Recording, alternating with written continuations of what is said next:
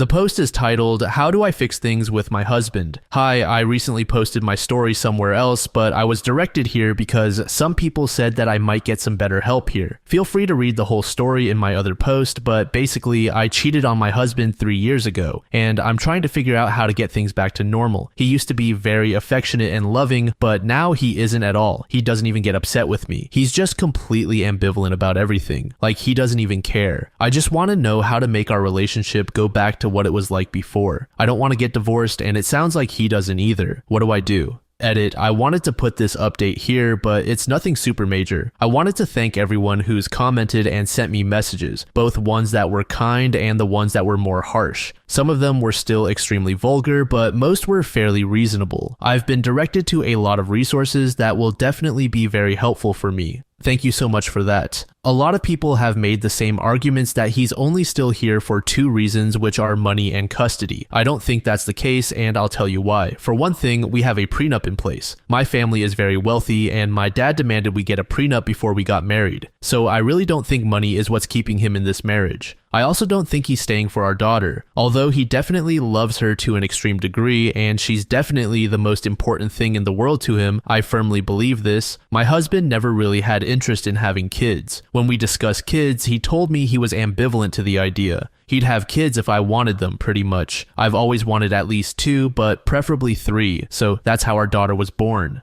Anyway, I talked to him and he agreed to go to individual therapy for himself. He was pretty hesitant about it, but after I told him that this wasn't something he needed to do for me, for us, or even for himself, but rather something he had to do for our daughter, he agreed. I think this should really help him figure things out. I'm a bit concerned that therapy might push him to want to get divorced, but honestly, if that's what happens, then I'll accept it. I just want to make him happy. At this point, even if my marriage doesn't survive, I'll be okay as long as we do what's best for him and our daughter. They are my #1 concern now. User Confidus Charmed said, "After everything, he really thinks I'd go behind his back like that? Yes, because you have done so before. What you said is the biggest indictment. It reveals how sadly unaware you are and have possibly never truly taken responsibility for the infidelity and the damage you did to him. He is showing you exactly where he is at. He's indifferent. Whatever love he had for you is dead from the infidelity and subsequent actions that continue to prove to him what he now knows with certainty: she doesn't love me, so he is choosing to stay for the well-being of the one person he is pretty sure does love him, his kid."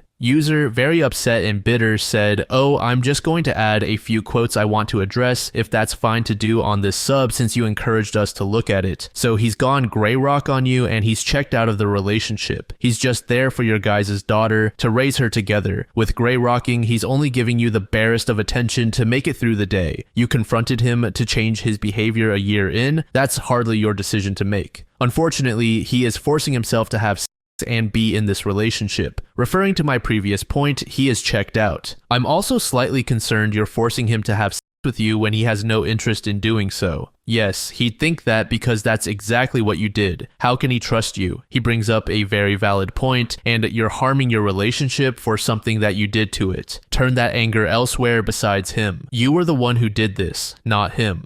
I'm going to dive a little bit into and be honest about what I read, and it's not meant to be an attack on you. Your title shouldn't be, "How do I fix my husband?" It should be, "How do I fix me?" You have not been reconciling. You've pulled a Trade Federation forced agreement on the people of Naboo. This is not reconciliation. It's in the guise of it, but this really shouldn't be considered it. You've forced reconciliation on your terms, not his. You're operating with only your interest in mind, not his. Reconciliation is a two-way pact, and this is not it. You are forcing him into this, not encouraging, not soothing him into it. You are trying to achieve this by force. This will fail. All I hear when I read this is, why did he go on long trips? Why doesn't he pay enough attention? Why doesn't he get over the affair? Why doesn't he love me? What's wrong with him? Why doesn't he want to make love to me? Why doesn't he trust me? Turn that analytical eye on yourself and do some deep digging into the why of you. Stop thinking of what he's doing and not doing and really figure out what you've done. I don't think you actually understand just how hurtful of a thing you've done to him. You're brushing it off, it seems. Either that or there is a complete lack of empathy on your part. The issue is not with him, it is you. You confided to the AP. You decided to have an affair. You decided to rush reconciliation. You are convincing him to have sex with you when he doesn't want to. You are going out and expecting him to trust you when he has every reason to distrust you. It is you. There is no fixing this relationship until you fix whatever the hell is going on in you and why you are pinning this on your husband. Figure that out first. User DRedditAvenger said, so I was one of the users who sent you here. Basically, what I said in my first post on that thread stands, but I will expand about it here. He is not going to go back to the way he was. That's impossible. Not trying to be harsh here, but it's like getting shot and then expecting not to be changed by that. Or more like you shooting the person and expecting your relationship to return to what it was before that. It isn't possible. This may very well be your normal with him now. What's happened since your fight? I think one of the things you can do is accept what I just wrote and stop trying to make this go away or be something you got over, but instead learn to live with the reality you have.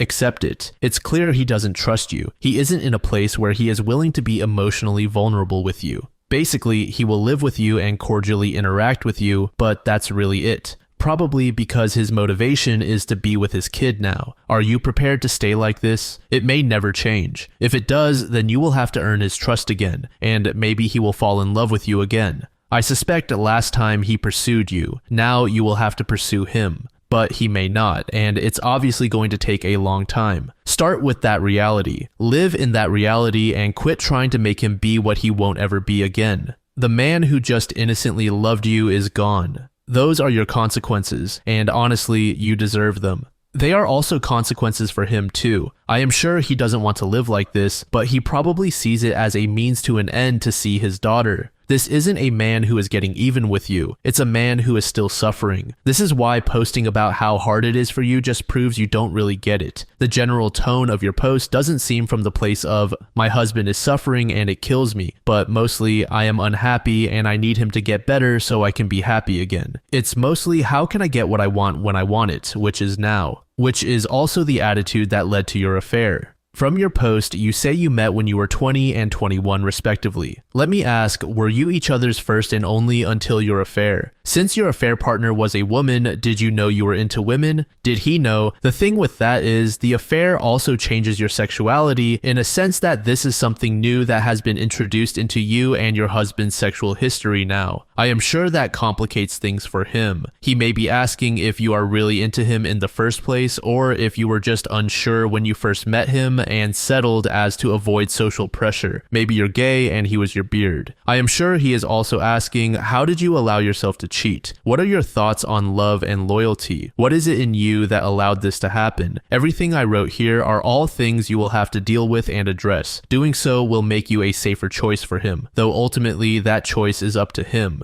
When your kid is older, he may decide to move on. You don't have to stay, but you have to honor his choice, whatever that may be. OP's first update is titled, Does Anyone Feel Resentment Towards Their AP? This is something I've been thinking about a lot recently. From the start, I'd like to say that I understand that the results of our actions fall on us as WPs. It was our responsibility to protect the marriage and keep the promises we made. However, that being said, I can't help but feel extreme resentment towards my AP anyway, and I just wonder if anyone else feels this way. I understand that it's not AP's fault, but if someone knows someone else is married, then I just think they shouldn't actively pursue that person. Once again, I'm not blaming her for any of my actions. I just feel this resentment anyway, and I want to know if anyone else feels this way. User Glum Requirement 240 said, question, did you do things with your OM that you didn't do with your husband, that you would never do with your husband? I have been the OM more times than I can count. No, I'm not proud of this. And in all my cases, I was never the pursuer. I was always the pursued. They always wanted to do and did things they would never do with their husbands. They lusted for me, which is way more powerful than love. Like the OP's husband, I was a consultant. I traveled the country. I'd walk in my suit, tie, watch, shoes, belt, dressed to the nines, and on my first day, they were dressed in regular clothes, plain Jane-like. The next day, they would come in a short dress, heels, makeup, hair, all of it done, and I knew what was up. They would flirt heavily, and they usually ended up in an elevator when they hit the stop button and pushed me against the wall, then to my hotel room at lunch and room key exchanged. My point is that you two are trying to make yourselves out to be the victims when you're not. Your husbands are. I left at the end of my contract while they tried to figure out how to extend it, but I no longer wanted to be there and left the pieces of them and their husbands and their families behind me. I'm a bad guy, I always have been. If I get your attention, I know what to say, I know how to touch, but in the end, it's all just a game, but you wanted to play. Under this comment, OP said the following: I was looking through my notifications when I noticed this gem and I just knew I had to reply. There's honestly a lot to say about this comment, but the fact that you're talking to me the way you are speaks volumes. I'm really glad you can recognize that you're a bad guy, but it's really quite pitiful that you're incapable of changing yourself for the better despite that knowledge. But the way you describe yourself and your actions with such pride is extremely concerning to me. But hey, I'll bite. I never did anything with my OM that I hadn't done with my husband because there was no OM. If you phrase the question appropriately, then the answer would obviously be yes, since my AP was a woman and therefore there are things that I did with her that are necessarily impossible to do with my husband. I have a hard time believing anything you're saying is true, honestly. You're telling me that you didn't do anything except walk in wearing nice clothes, and the very next day, all of these women were dressing provocatively, flirting, and then being so aggressive that they stopped the elevator halfway up just so they could have sex with you. And you really expect me to believe that you're talking about this in a way where not only did this happen, but it happened more than once? That it in fact happened so many times that you're describing it as some sort of trend, and that these women were willing to do things that they'd never done before, like threesomes and various other sexual acts. You actually typed out that entire comment thinking that sounded plausible in any way, but hey, let's pretend that that really was the life you lived. Who am I to say what really happened and what didn't? I mean, I can, since you write the women in your story like characters in porn. You described the lust they had for you as more powerful than love. Maybe that was true in their case. Generally, I would say that lust is, in fact, not more powerful than love. Lust is not something you can build a lasting relationship on. Even still, in that case, I hate to break it to you, but you weren't special. The women didn't cheat on their husbands because they wanted to have sex with you. It was the other way around. They had sex with you because they wanted to cheat on their husbands. You walked away from that thinking you'd use them, but in truth, they were the ones that used you. I really don't think you should be as proud of this as you are, but keep going if it makes you feel better. No harm in lampooning yourself on the internet, I suppose. The next update is titled, "He said he doesn't love me anymore. My husband was away for work for the past week. I was pretty sad that we would miss Valentine's Day with one another, but I've also been trying to be better about giving him more space as he needs it. It was especially hard because he was in Arizona for the Super Bowl over the weekend, apparently invited by one of his clients, so it's been a week since I've seen him. Ever since the pandemic, he's almost never gone for more than a week at a time. So having him not home for so long really made me ache. Because of that, I've sort of been spiraling all week. I've been feeling extremely helpless and hopeless, and my posts here haven't really done much. He has said that he's already looked into starting therapy, so at least he's doing that. But still, I was just missing him so much. He doesn't call me at night anymore. He barely even calls me at all when he's away for work, except to say goodnight to our daughter. I've been reading and rereading a lot of the comments I've gotten on my previous posts, and they've really started weighing me down. He came home today and I couldn't help myself. I convinced him to eat the dinner I made for him, and then I just asked him,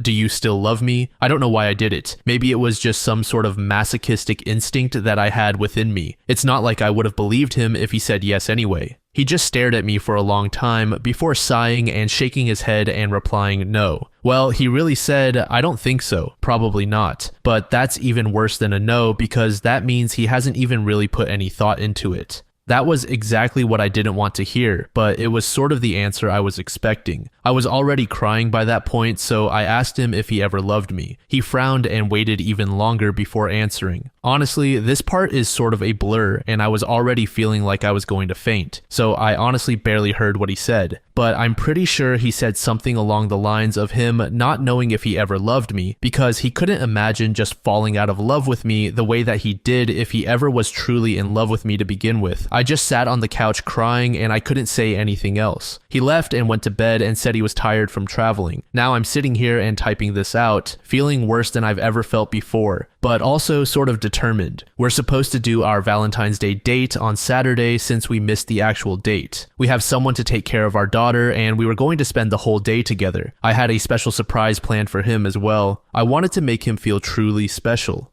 I wanted to make him remember how much I really did love him. I was going to make our day unforgettable. Now I'm going to make it unforgettable for a different reason. I won't keep him in this relationship trapped with someone he doesn't love. He doesn't love me anymore, and even if I still love him more than anything, sometimes that's just not enough. If I really loved him, then I wouldn't trap him. I'd be willing to make the sacrifice so that he could be happy with someone who truly deserves him in the future. But that does mean this is probably going to be the last day I ever get to have with him. I'm going to cherish every moment I get to share with him. I'm going to make sure I never forget that day. It's so funny how much you can appreciate something when you put an expiration date on it. I know I said I didn't want a divorce, but I guess I'm getting one anyway. User, very upset and bitter, said, "I'll be honest, I'm not sure if you've learned anything from posting here. My comments on your previous post turned out to be spot on. You don't seem to understand that you keep pressuring him to reconcile and make himself available to you. You keep discarding his wants and desires and only operate in your best interests. This is evidenced by your willingness to now take away any agency he has left and choose to drop the divorce bomb on a date that is supposed to be a makeup for Valentine's Day. Like what?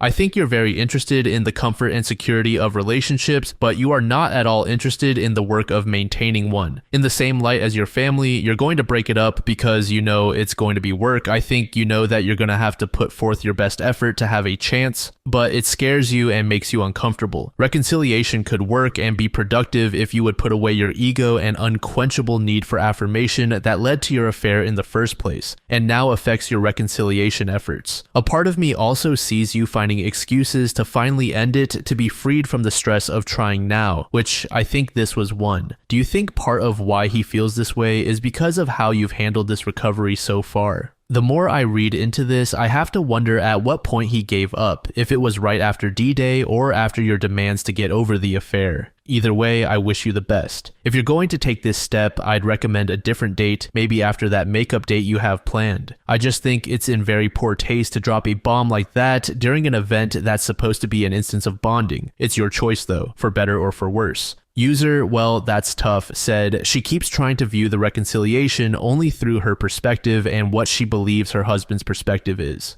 In her mind, she thinks that the thing that her husband would want most is a divorce, and he might want that. But she is coming to this conclusion without asking him. I do agree that she should wait till after their date, just because you never know what could happen. Maybe he tells her he wants a divorce, or maybe he says that he is going to give R a real go. No one has any idea. She should really communicate her own feelings while also being more receptive to how he is dealing with everything as well. The real question for OP is, are you asking your husband for a divorce because you truly believe that is what he wants? Or are you asking your husband for a divorce because you are unwilling to deal with the shame of your actions and you don't want to do your best in helping him heal because it is too hard? OP, be patient before you take a decision like this. The final update was made a year ago and is titled, "I'm Not Giving Up." Last time I posted, I was in a really bad place. A lot of you, rightfully so, told me that I shouldn't be unilaterally making the decision to end my marriage, and I absolutely agree. It was difficult to reach that place, but there were a few things that helped. For one, our Valentine's Day date was incredible. I wasn't lying when I planned the day to be all about him. We did his favorite things, ate his favorite food, and I actually got to see him laughing and smiling and having a good time for once. I see him that way with other people and especially with our daughter, but if he's just with me, he's completely stoic. Seeing him be so genuinely happy for the first time in so long reminded me how much I loved him and how much I couldn't bear being away from him. Therapy has also really helped me come to terms with things. I switched to a different therapist and she's been a bit harsher on me, but I think I needed that. She's made a point to really make me confront things about myself that I was unable to before, but she also did a really good job in helping me understand that the desperation I'm feeling is perfectly reasonable. She's been really great so far, and I think I'm already making some pretty great strides, although there's still a lot of room for improvement. One thing she helped me realize was how I felt about the affair. Sure, I knew I'd done something wrong, but I wasn't able to understand how wrong it really was.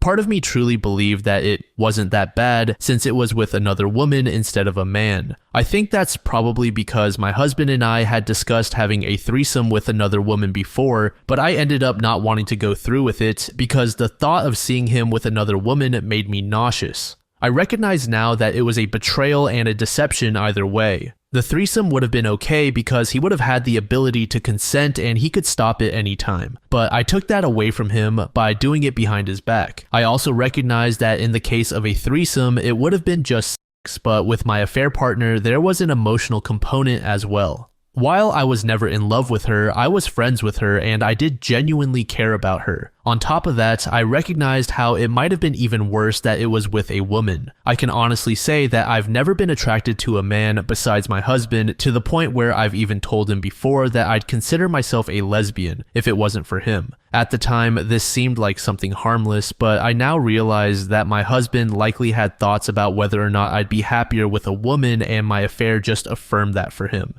He's always struggled with his self-esteem, always thinking that he wasn't good enough for me or that I was out of his league. He was bullied a lot as a kid for being chubby and as an Asian immigrant growing up in a mostly white town, and I know it left some lasting scars. After the date, unfortunately, things were back to the tense situation that they always were, but a few things did happen that rejuvenated my hope that we could make things work. For one, I do believe he's still attracted to me, even though I have stopped pressuring him to have sex with me, since many of you appropriately told me that I was practically assaulting him. It makes me feel absolutely disgusted with myself that I could ever do something so awful to the person I love, even more awful than the cheating in my opinion. However, I've noticed some things that made me pretty sure he is still attracted to me, and I caught him doing something that made me almost certain of it. I don't know whether he still loves me or not, but at least he's still attracted to me, and I can make things work with at least that. He has been going to therapy as well, and I hope he'll be able to deal with his self-esteem and self-worth issues through it. I recognize that this might push him towards wanting to get a divorce anyway, but honestly that's okay. I'm going to leave that up to him. If therapy helps him realize that he can't stay anymore, then I'll be happy to do whatever he needs me to do. I really just want what's best for him, whether that's with me or not, but I realize that I have no right to make that decision for him. Until then, I'm working hard to reaffirm my desire to be with him and to show him how much I love him. A deleted user said, something to keep in mind, before the cheating he probably felt special and extraordinary. After all, you were primarily attracted to women and he was so special that you chose him exclusively. He is probably reflecting on himself very differently now. I know you know him best and probably already took this into consideration. Your choices as of late are awesome. This post is so encouraging. I sometimes dislike the saying, what doesn't kill you makes you stronger, but it kind of has its place here. Under this comment, OP said, I think he is as well, although I haven't talked to him about it yet. I'm giving him the time to work through his issues on his own. And once he's been in therapy for a bit, I'm going to let him know that he can talk to me about his feelings as well. He's always been sort of guarded with his feelings because of his upbringing, but I was always the exception to that rule until now. I've already told myself that I can't pressure him to share with me, which is going to be hard, but I think I can do it. I'm just going to leave the door open for him and let him come to me if and when he's ready. He is special and extraordinary. He's probably one of the smartest people I've ever known. When he talks, it's incredible. He just knows so much about so many things. Even when I don't understand anything, I could just stare and watch him talk for hours. I also think he's incredibly attractive, even if he doesn't think so, and he's got such a good heart. I want to convince him again that this is how I see him, and I want him to see himself the way that I do. I'm not exactly sure how to do that yet, but I do hope I'll get there eventually.